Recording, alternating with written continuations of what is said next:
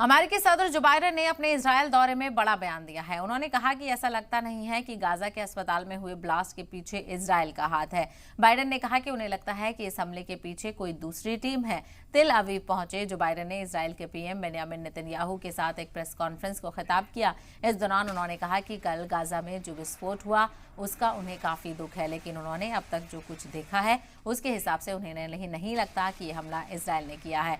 अमेरिकी सदर Joe Biden ने नेतन्याहू से कहा कि अल अहली बैप्टिस्ट अस्पताल में बमबारी आपकी नहीं बल्कि दूसरी टीम हमास ने की है। हालांकि इसको लेकर अभी तक न ही इजरायली पीएम और जो बाइडेन ने कोई सबूत पेश किया है। वाज़ेह हो कि इजरायल इस हमले में 500 से ज्यादा फलस्तीनियों की जान ली है। I was deeply saddened and outraged by the explosion at the hospital in Gaza yesterday. And based on what I've seen, it appears as though it was done by the other team, not you.